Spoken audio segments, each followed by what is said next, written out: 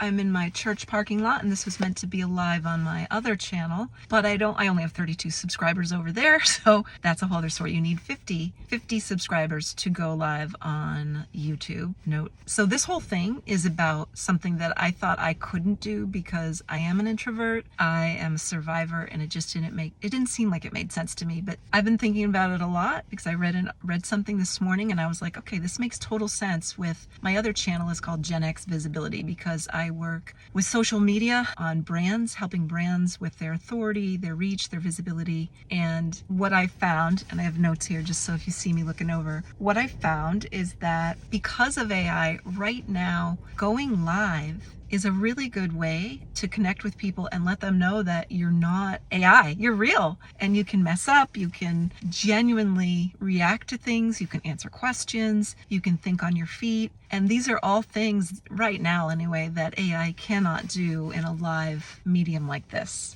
And so that's your advantage. That's all of our advantage. Even though it might be uncomfortable, it's going to give you a whole bunch in the end that you can repurpose later. And I'll get to that in a minute. So one thing you may have noticed is that, and this may be happening with you too, because there's a plethora of content that has taken over that's all created by AI, people really don't trust it.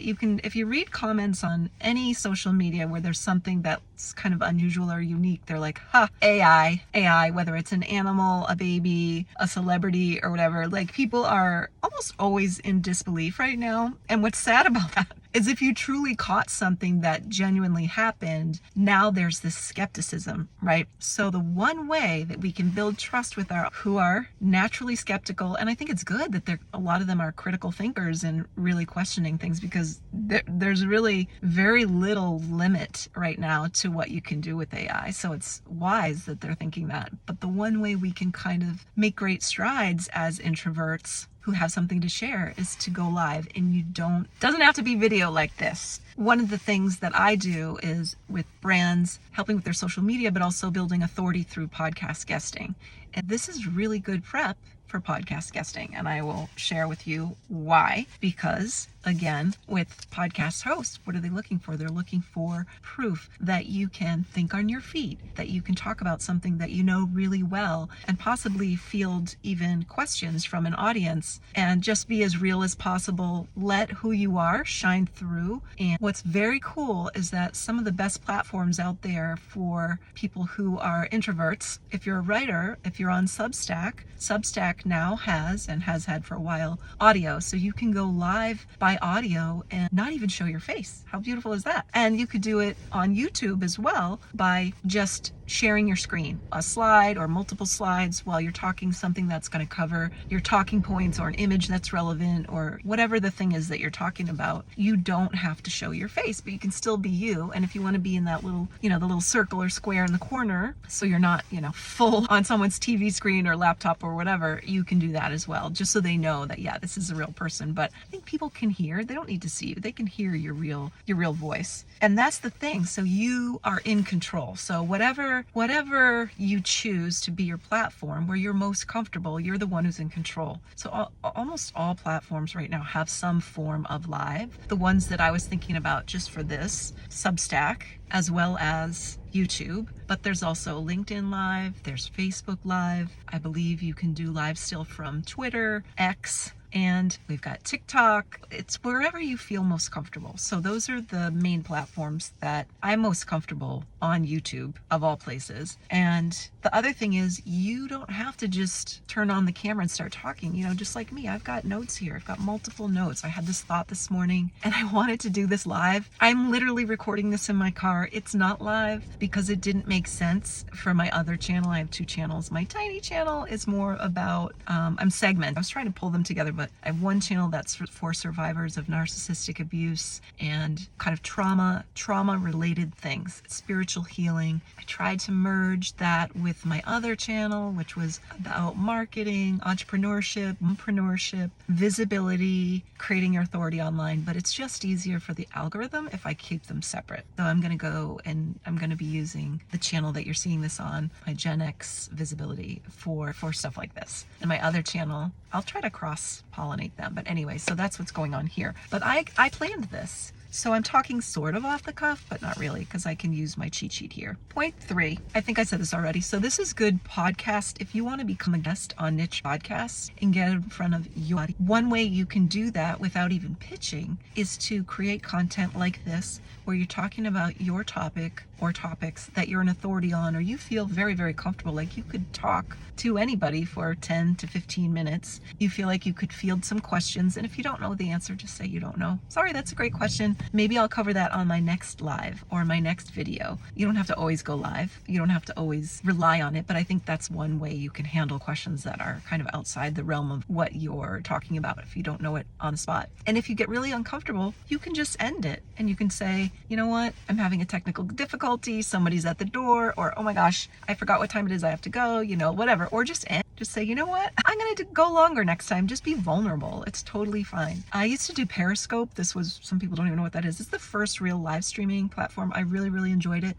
And then it kind of faded and Facebook Live popped up, and that I felt much less comfortable on. I tried it, but it didn't feel the same to me because it was family, former coworkers, people I didn't know very well, and it just felt different to me. What I really appreciated was with Periscope, to me, it was like the difference between speaking to an audience in the middle of New York City where anybody could be walking by on Periscope, that's what it felt like, versus speaking at your town library where everybody knows you and they have preconceived notions about you and they put you in a box, and it just is not the same energy. So you choose what feels right for you. And again, you don't even have to show your face. Okay, so I already talked about that. And podcast hosts love proof. So you can share your live, whether it's audio or video, they're going to see it. They're going to see who you are and what you can do. And that is something that gives any podcast host a real sense of, I know what I'm getting myself into. I know that this is somebody that I can talk to. I can ask certain questions of them.